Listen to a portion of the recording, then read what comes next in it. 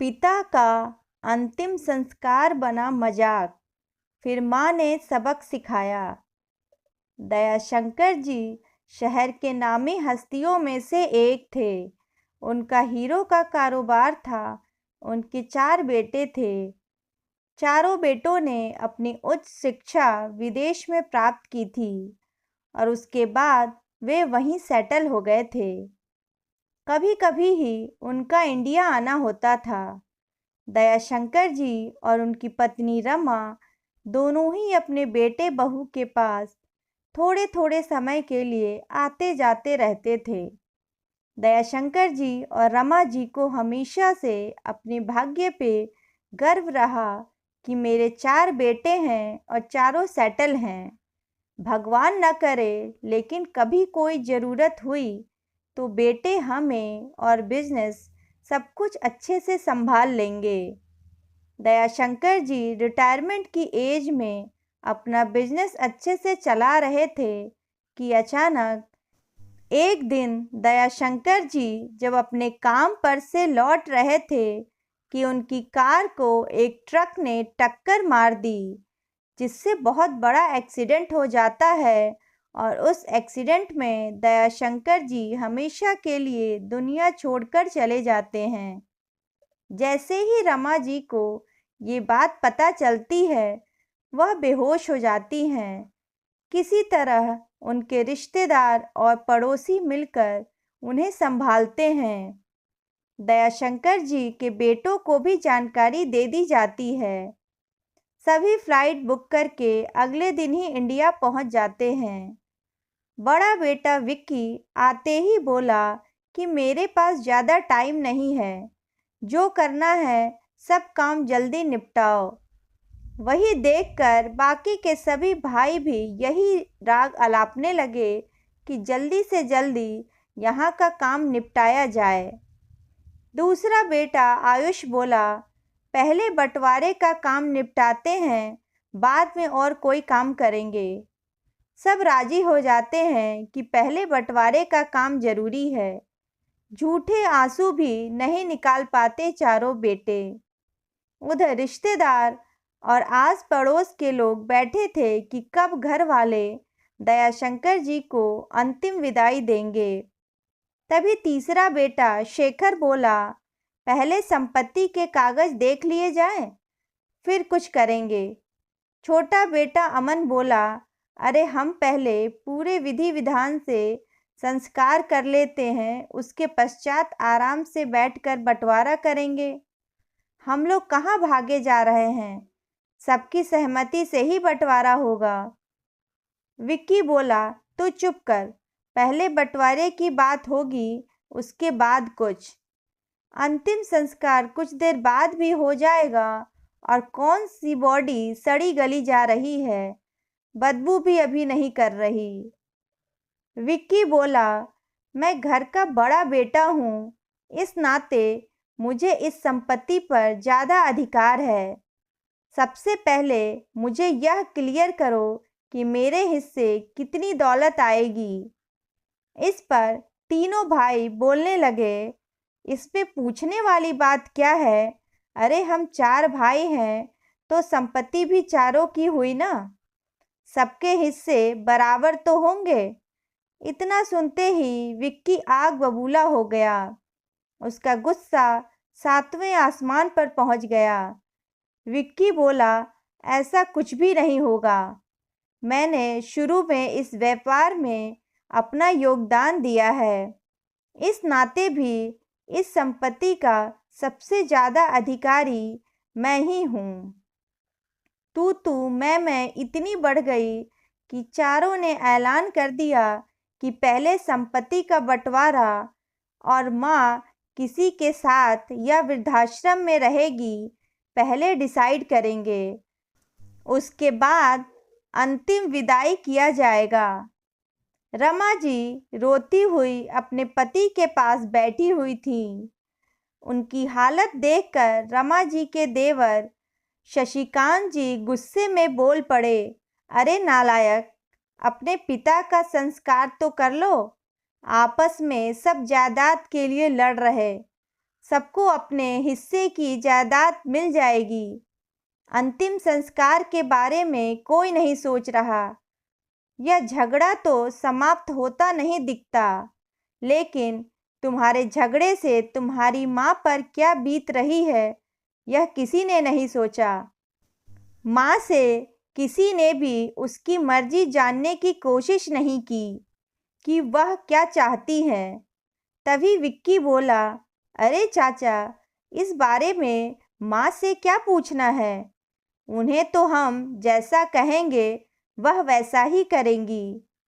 अंतिम संस्कार आज नहीं तो कल हो ही जाएगा। पहले हमें बंटवारा कर लेने दीजिए, हमारे पास समय कम है। चाचा ने फिर प्यार से बोला, बेटा, सबसे पहले तो काम जरूरी है, उसे किया जाना चाहिए। पिता का विधि विधान से अंतिम विदाई करना पुत्र का फर्ज है। पहले अपना फर्ज पूरा करो, उसके बाद हक के लिए लड़ना। इतनी बात सुनकर विक्की गुस्से में बोला, चाचा जी, बंटवारा आज ही नहीं बल्कि अभी होकर रहेगा। एक बार अंतिम संस्कार कर दिया तो फिर किसके दिमाग में क्या आ जाए कुछ बोल नहीं सकते। तो मुझे अपने हिसाब से संपत्ति का बंटवारा चाहिए और यह बंटवारा मैं ही करूँगा। विक्की की बातें सुनकर घर में जैसे हंगामा सा खड़ा हो गया। अब तो चारों बेटों ने ही घोषणा कर दी कि सबसे पहले संपत्ति का बंटवारा होगा। इस दौरान रमा जी उठकर अपने कमरे में चली गईं और पीछे पीछे शशिकांत जी भी उनके कमरे में गए। रमा जी शशिकांत जी से कुछ बात करने लगी। इधर चारों बेटे आपस में लड़ रहे थे। चारों भाइयों ने अपने अपने वकीलों को बुलाया था और आपस में बहस होने लगी थी। स्वर्गीय दयाशंकर जी का घर किसी दंगल के मैदान जैसा बन गया था। इस दौरान किसी को भी नहीं पता था कि उसकी माँ रमा जी कहाँ है, किस हालत में है और वह क्या चाहती है। इधर लाश को शमशान में ले जाने में देर हो रही थी। वहां एकत्रित हुए उनके कुछ रिश्तेदार चिंता में पड़ गए, लेकिन बेटे आपस में लड़ ही रहे थे। बंटवारे की समस्या का कोई समाधान नहीं निकल रहा था। देखते ही देखते शाम के 4 बज गए थे। तभी एक एम्बुलेंस उनके घर के बाहर आकर रुकी और कुछ लोग दयाशंकर जी की बॉडी को उठाकर ले जाने लगे। तो यह देखकर सब लोग हैरान रह गए। अरे आप लोग कौन हैं और इन्हें कहाँ ले जा रहे हैं? विक्की ने बोला। इस पर शशिकांत जी कमरे से बाहर आए और वह बोले, खबरदार, किसी ने भी उन्हें रोकने की कोशिश भी की तो यह अस्पताल के कर्मचारी हैं, इन्हें तुम्हारी माँ ने बुलाया है। यह सुनकर चारों भाई अपने माँ की ओर हैरानी से देखने लगे। तब शशिकांत जी बोले, इसमें इतनी हैरानी वाली क्या बात है?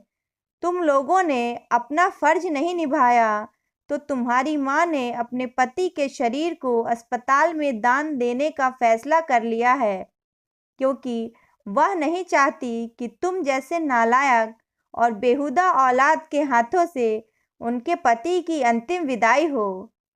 जिस धन दौलत के लिए तुम लोगों ने अपनी सारी लाज शर्म बेच खाई, उस दौलत का फैसला भी तुम्हारी माँ कर चुकी है।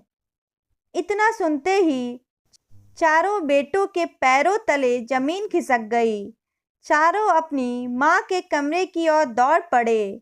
माँ के कमरे में सभी आ गए और बोलने लगे, माँ, हमसे बिना पूछे आपने पिताजी के शरीर को अस्पताल में दान देने का फैसला कैसे कर लिया? विक्की और अमन गुस्से में आग बबूला होते हुए बोले, माँ, सारी धन दौलत के बारे में आपने अकेले ही फैसला ले लिया? आखिर क्यों? हमसे पूछा क्यों नहीं, बताइए। आखिर आप करना क्या चाहती हैं? गुस्से में विक्की बोला। बेटे बोलते जा रहे थे, लेकिन कुछ देर रमा जी ने कोई जवाब नहीं दिया। थोड़ी देर में रमा जी उठी और गुस्से में चारों बेटों को एक एक थप्पड़ लगा डाली। रमा जी की आंखें गुस्से से लाल हो गई थी। गुस्से में रमा जी बोलने लगी, अपने जिन बेटों के लिए पिता ने अपनी पूरी जिंदगी निछावर कर दी, बच्चों के ऐशो आराम के लिए दिन रात एक करते हुए जी तोड़ मेहनत करके धन दौलत इकट्ठे की ताकि उनके बेटे अपनी जिंदगी आराम से जी सके। आज इस पिता की लाश घर में पड़ी हुई अंतिम विदाई का इंतजार कर रही है। इससे ज्यादा लानत वाली बात तुम लोगों के लिए और क्या हो सकती है।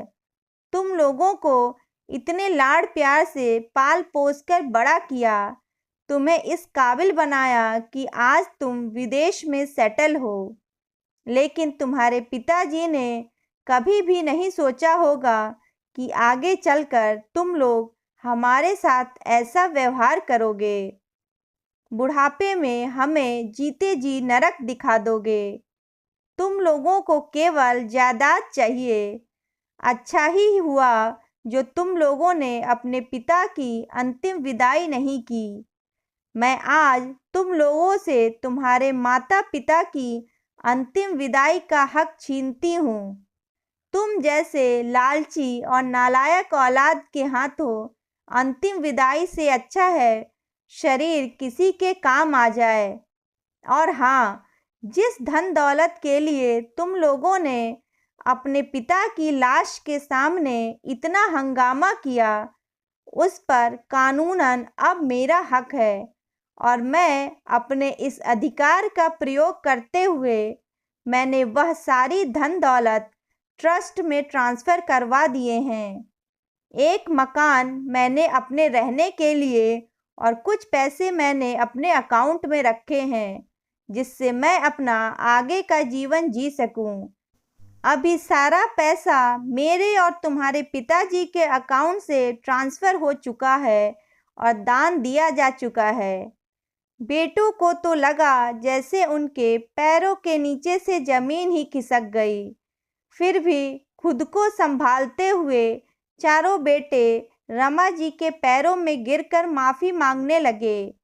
तभी पुलिस आ गई और रमा ने कहा, मैंने ही आपको बुलाया था और सारी घटना पुलिस को बता दी कि इनसे बोलिए कि ये मेरे घर से अभी के अभी निकल जाएं।